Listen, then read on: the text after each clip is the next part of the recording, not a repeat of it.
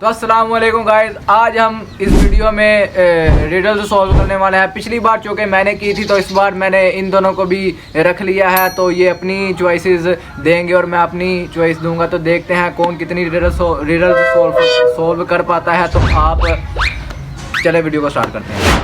धमाका सिंह जेल से भागने की कोशिश कर रहा था। उसे साइड में एक लॉक दिखता है, लेकिन लॉक को खोलने के लिए एक कोड लगेगा। क्या आप लॉक को और हिंट को ध्यान से देख के समझ सकते हैं कोड क्या हो सकता है? सोचिए सोचिए logical army.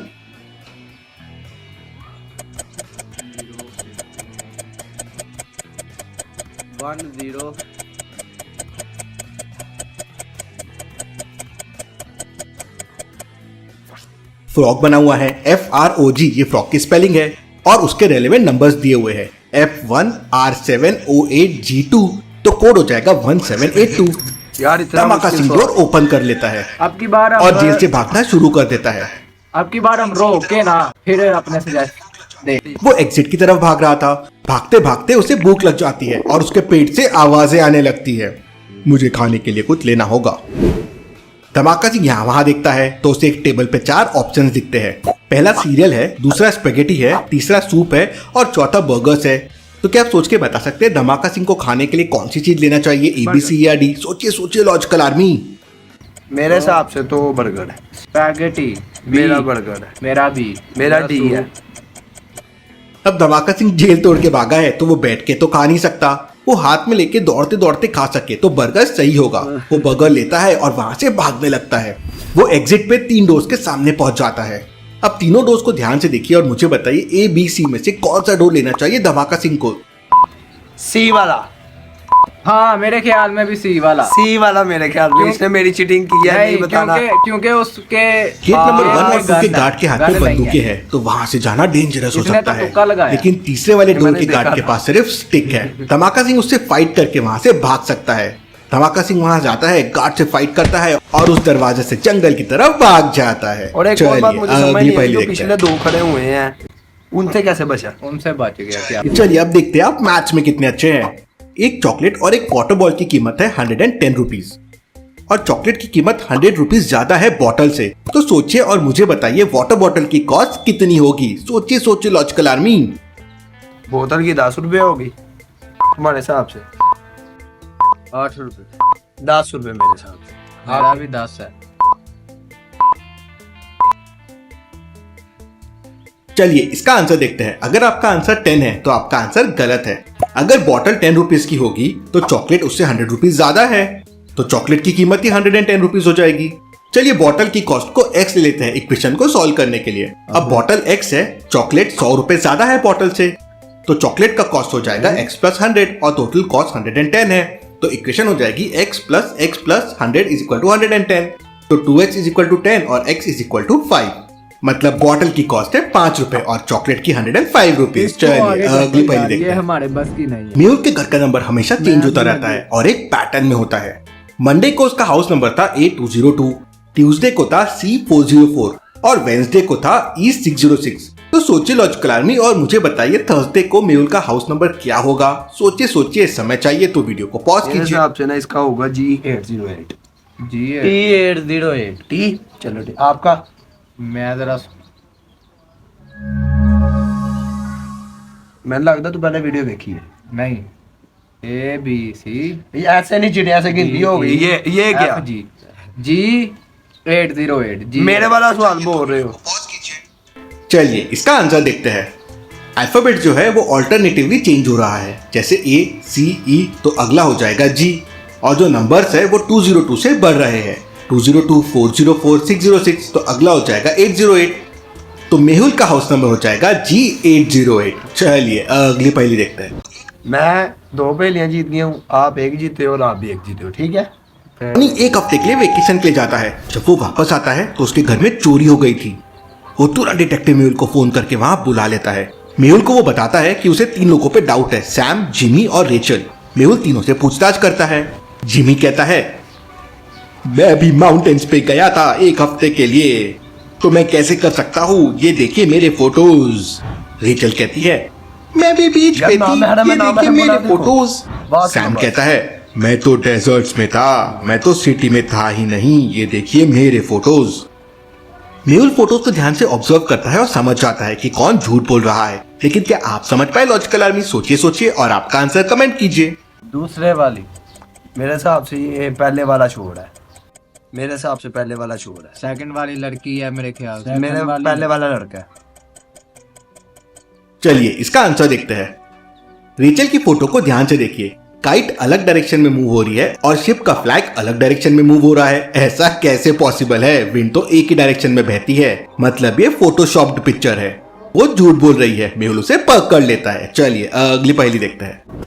Mehul morning walk पे जा रहा था, तभी उसका ध्यान जाता है कि इलेक्ट्रिक पोल से एक वायर लटक रहा है जिसमें एक आदमी को शॉक लग गया है। मेहुल तुरंत उसके पास जाता है और कोई नॉन कंडक्टिव चीज ढूंढने लगता है जिससे उस आदमी को बचाया जा सके, क्योंकि अगर मेहुल ने उसको बचाने की कोशिश की तो उसको भी शॉक लग सकता है। ये तो हमें लेकिन मेहुल को कोई भी नॉन कंडक्टिव चीज नहीं मिलती। फिर मेहुल डिसाइड करता है और एक स्टेप पीछे जाता है और जोर से जंप करता हुआ उस आदमी को एक किक लगाता है, जिससे वो आदमी उस वायर से अलग हो जाता है और शॉक से बच जाता है और मेहुल को भी शॉक नहीं लगता। लॉजिकल आर्मी क्या बता सकते हैं मेहुल ने ऐसा क्यों किया और इसके पीछे रीजन क्या हो सकता है? सोचिए। मतलब इंसानियत के नाते किया होगा उसने। हाँ और उसका वो पुप्पी का पुतल है या पुप्पी का पुतल भी हुआ, कुछ नहीं होता। इंसानियत के नाते हम नहीं करते। जब तुम्हें भूख लगी थी मैंने तुम्हें 10 रुपए दिए थे, तुम्हें समोसा खिलाया था। चल अगर पुप्पी का भी पुत्र होगा तो वो मदद करेगा। अच्छा, वो उसने पूछा दरअसल ये है कि ऐसा उसने क्यों किया, मगर वो कुछ और भी तो कर सकता था, कोई स्टिक मार सकता था उसे। जितनी देर उसने वो कुछ सामान लाना था तब तक उसने इन्ना लिल्लाहि व इन्ना इलैहि राजिऊन हो जाना था। ठीक है, मेरा सवाल ये है। चलो आपका क्या है? मेरा भी यही है। मैं यही कहूँगा कि उसने छलांग लगाई और ज़मीन के ऊपर चल के, मतलब कि नहीं उससे टकराया। मेरे ख्याल से वो हवा में था इसलिए उससे टकराया, शायद कुछ इस तरह का ही है मेरा जवाब। बस आप फाड़क पहली सी। हमें शॉक जब ही लगता है जब हम ग्राउंड से कनेक्टेड हो। मतलब अगर हम कोई पावरफुल इलेक्ट्रिक वायर से भी लटके हुए हैं और ग्राउंड से कनेक्टेड नहीं है तो हमें शॉक नहीं लगेगा। आपने कई बार ऑब्जर्व किया होगा बर्ड इलेक्ट्रिक पोल पे बैठे हुए होते हैं लेकिन उन्हें शॉक नहीं लगता। वही रीजन है और इसलिए मेहुल को भी करंट नहीं लगा। चलिए अगली पहेली। यार उसने शूज डाले हुए सना आज काम पे अकेली थी। वो काउंटर भी संभाल रही थी और मॉल को भी मैनेज कर रही थी। एक्सीडेंटली एक बच्चे ने चॉकलेट का बॉक्स गिरा दिया। सारी चॉकलेट बिखर गई। सना ने सारी चॉकलेट कलेक्ट करके बॉक्स में डाल दिया और जब वो वापस गई तो देखा कि कैश काउंटर से सारा कैश चोरी हो गया है और थीफ ने उसके लिए एक लेटर छोड़ा था। मैं चोर हूँ, पकड़ सके तो पकड़ लो, मैं मॉल में ही हूँ। अब उस वक्त मॉल में सिर्फ 3 लोग मौजूद थे। क्या आप तीनों को देख के बता सकते हैं कौन चोर हो सकता है? ए, बी या सी? सोचिए लॉजिकल आर्मी।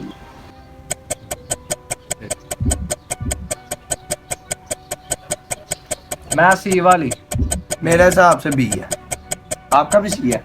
मैंने पहले मेरा भी। अगर आप ध्यान से देखोगे तो पेन लेटर के लेफ्ट साइड में रखा हुआ है, मतलब चोर लेफ्ट हैंडेड था। अब ये तीनों लोग जो मौजूद है उनमें से ये बीच वाला बंदा ही लेफ्ट हैंडेड है। ये लेफ्ट हैंड से बॉटल लेके पानी पी रहा है। अच्छा, मतलब ये वो चोर है। सना ये समझ जाती है। चलिए अगली पहेली देखते हैं। भाई हाँ, रीजन सही रहता ना, जरा वजह होती है कि वो ज्यादा बेहतर रहती है। रॉनी हमेशा लॉटरी खेलता रहता था और इस बार उसे $1000 की लॉटरी लग गई है। वो लॉटरी विनर है। प्राइज मनी देखने के बाद रॉनी बहुत खुश हो जाता है और अपने बॉस को कॉल करके जोरों से चिल्लाता है और अपनी जॉब छोड़ देता है। प्लस वो बहुत सारी चीजें ऑर्डर कर देता है।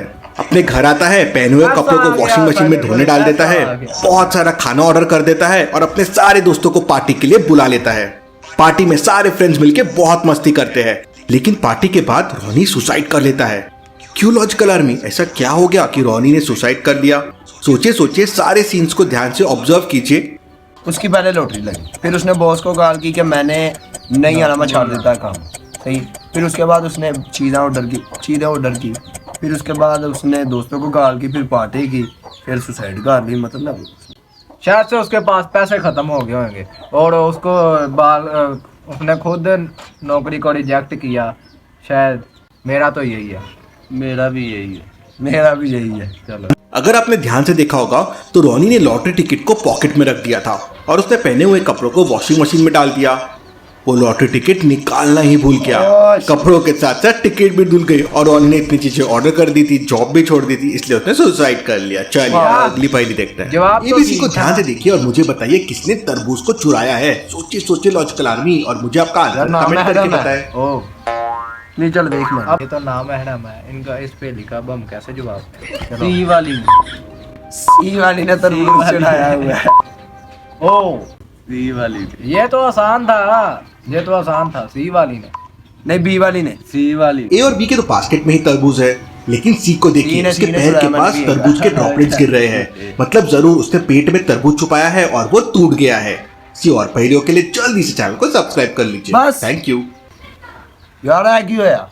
अभी तो मजा आना शुरू हुआ था। ये वीडियो का एंड हो गया, तो मिलते हैं अगर उम्मीद करते हैं आपको ये वीडियो अच्छी लगी होगी, तो मिलते हैं किसी नेक्स्ट वीडियो में। तब तक नए के लिए- कंटेंट के साथ, तब तक के लिए कंटेंट के साथ, तब तक के लिए अल्लाह हाफिज है। कुकर साडा बड़ा बोल रहे हैं, देख ले हम हैंड फ्री भी लाए हैं नहीं, मगर नहीं चली बैल यार भी आज